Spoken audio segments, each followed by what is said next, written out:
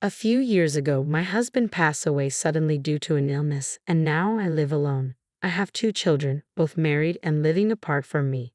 My son has his own family overseas, so I rarely see him, and I don't get to see my daughter much since she got married.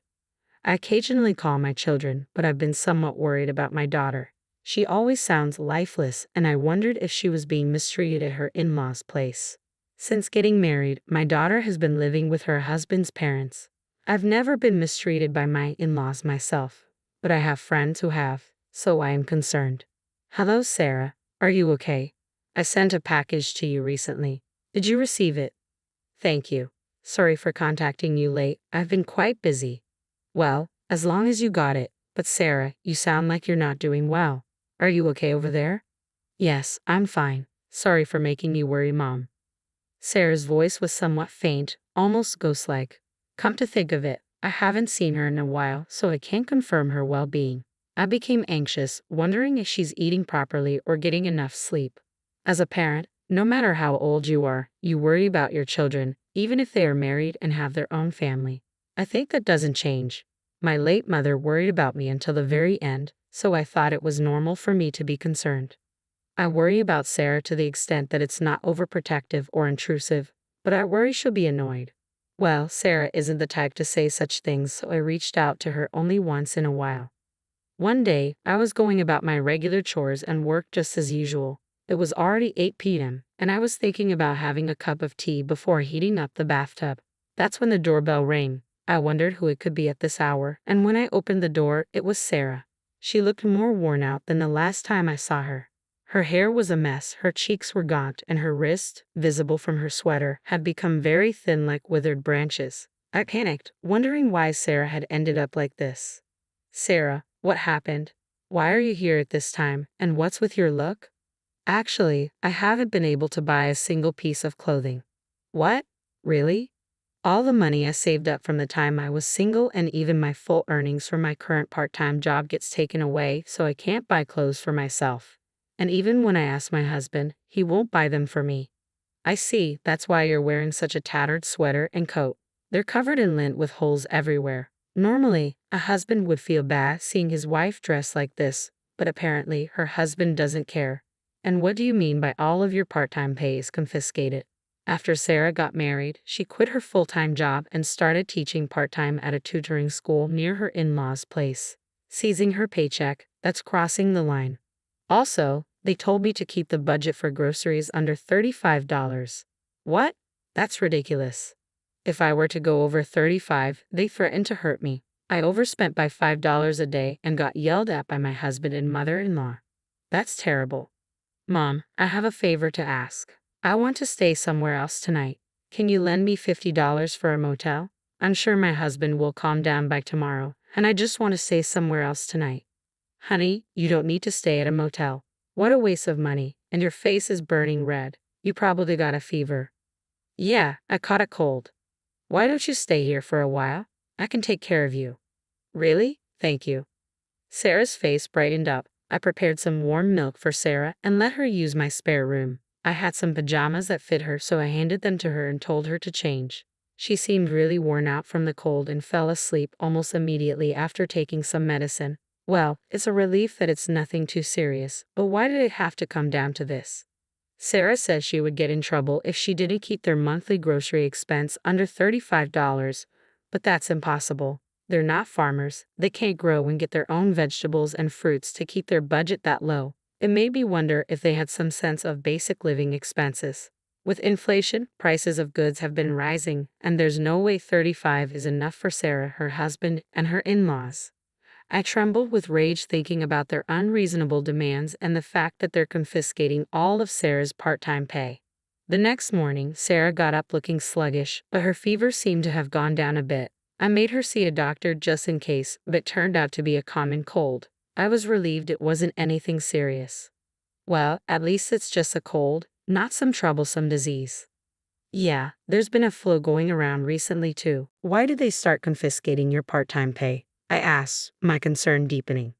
My mother-in-law keeps insisting that she needs money, Sarah replied. At first, she said she didn't have enough funds for retirement, giving several reasons, but something feels off. Huge boxes are constantly being delivered to our house, and she doesn't show me what's inside. What? I'm starting to suspect that she's buying something suspicious. She told me it's for her retirement, but I think she's lying. That's concerning, I said. I too began to think that Sarah's mother-in-law, Sabrina, must be buying something sketchy. Sarah hadn't seen what was inside these frequently delivered packages, but she said they were definitely suspicious. They arrived in abundance from overseas, so I guess her part-time earnings were being spent on that. Taking Sarah's part-time wages to buy whatever she wanted was truly wicked. What in the world were her in-laws buying in such quantities anyway? I started to feel scared. Then one day, I decided to go out for some tea with my friend. Sarah had recovered from her cold, so she said she was just going to relax at home and read a book. After having tea with my friend, I decided to report my daughter's situation to the police. About 2 hours later, Sarah's in-laws showed up. Her husband was away on a business trip abroad, but the expressions on his parents' faces were demonic. Sabrina turned beet red while her father-in-law, Robert, glared at me. "You're the one who reported us to the police, aren't you?" Sabrina accused. "Yes, that's correct.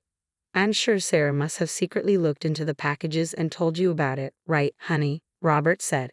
"That's right. It must be because of this chick that the cops are on to us."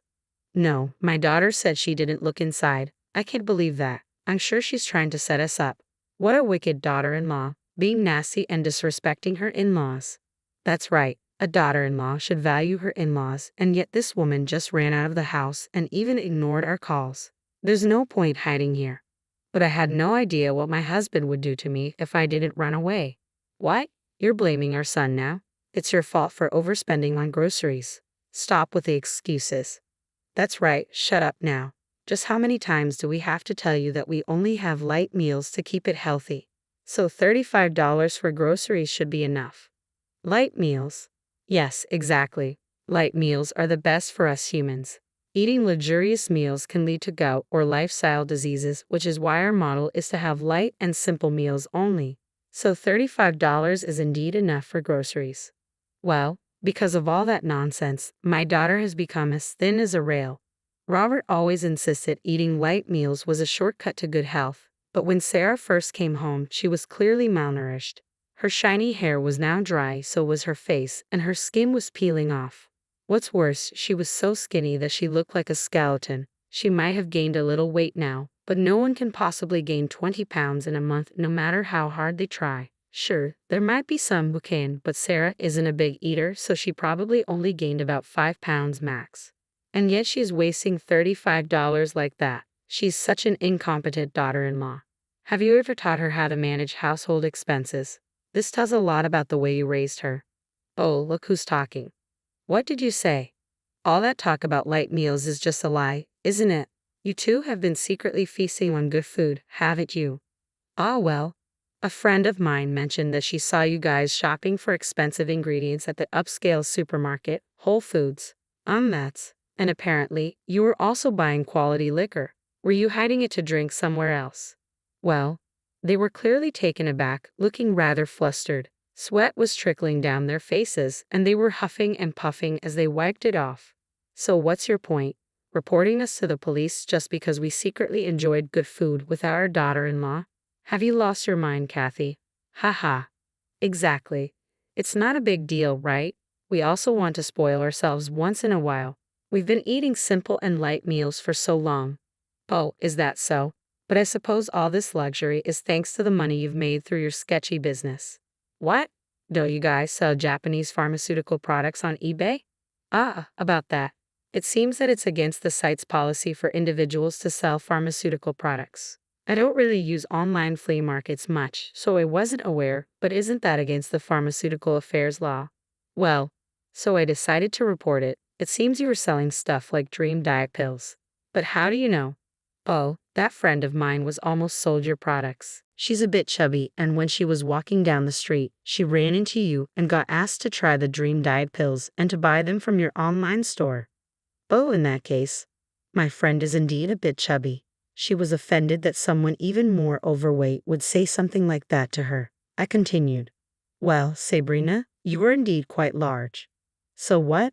What do you mean by large? My body's glamorous, Sabrina shot back, indignant. Glamorous.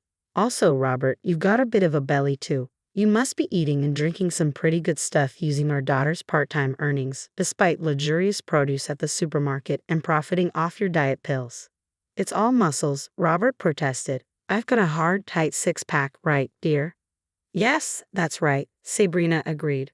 Robert is definitely not overweight, and I still turn heads because I have a nice body too. She snorted and bragged about being considered good-looking. Wearing a tight mini skirt even in the middle of winter, she didn't wear stockings, and I wondered if her bare legs got cold. At that moment, Sarah spoke up. Well, you use that glamorous body of yours to get guys, right? Ha ha. Ha! The other day, I went to the doctor because I had a cold. There was an OB/GYN next door, and I saw you going in with a young man. Ha ha. Hey, there's a reason for that. Do you mean in your 50s you've had a child with a young man, or did you catch a disease? Oh my, that's not it. Shut up, you? You got that far with some random guy. Are you pregnant or sick? Which is it? I'm sick. What the hell? No wonder I've been feeling off. It's your fault. I'm sorry. I was just with him for fun. It's not my fault the guy just wouldn't leave me. Ha, you seem to be having a great time. You guys even look like a sweet couple, holding hands and going into the hospital. And it was you who was all excited, talking about going to a restaurant and a Ferris wheel afterward. Ha ha. Shush, don't talk anymore. I cannot forgive you for using all my earnings and for eating well outside while reselling the contents of those packages and breaking the law. Terrible. And having an affair is awful too. Ha ha. Sabrina, everything's ruined because of you. Ha. Father-in-law, you were selling stuff out too. I know you guys were being sneaky, staying up at night. No, I was only running a business. I wasn't having an affair. I'm innocent. No, what are you talking about? You've been a criminal since the moment you violated the law. You're far from innocent. My daughter had grown tougher and took a firm stand against them. Sabrina was sobbing uncontrollably, and Robert kept yelling. It was a disaster. Even though we were in our house, they were so loud that our neighbors came out, and it turned into a spectacle. They yelled at me, saying they were embarrassed, but it wasn't my fault. For now, my daughter is planning on divorcing her husband. Given that she was abused, she'll probably sue him for emotional distress and seek compensation. That's right, I will seek compensation from my husband. Also, please return all my part-time earnings that you took. But I said give it back. Don't underestimate me. Did you think I was some slave who would just obey everything? I'm not afraid of you anymore. I don't care what happens. Just give it back. Why, yes, I'm sorry. I was wrong. I apologize. Our usually soft-spoken daughter raised her voice, causing them to hastily bow down in apology. It seemed as if we were bullying them, and I wished my daughter would stop yelling. But I guess it served them right. In the end, they were penalized for their crimes. Later, Sabrina and Robert got divorced. It turned out Sabrina had not only contracted a disease but was also pregnant in her 50s. Even I was taken aback by this. She had to pay alimony to Robert. Since then, Sabrina planned on starting over with her lover but got abandoned by him. Even when I heard this, she meant nothing to me, so I didn't care at all. My daughter also got divorced and received compensation from her ex-husband. My daughter didn't have children yet, so I thought it was good that she was able to divorce before having any. Rumors spread in our neighborhood that my daughter ran away after being mistreated by her husband. The rumor also reached his workplace, and from what I've heard, it became uncomfortable for him to stay there, so he resigned. I don't know what happened to him after that, but he's probably staying with his father, Robert. I am now living with my daughter, but we are not financially struggling. My daughter works as an online tutor, and I have been working from home for a while now, so we make a decent living. My daughter has been putting on some weight and getting healthier. Seeing this, I am truly relieved.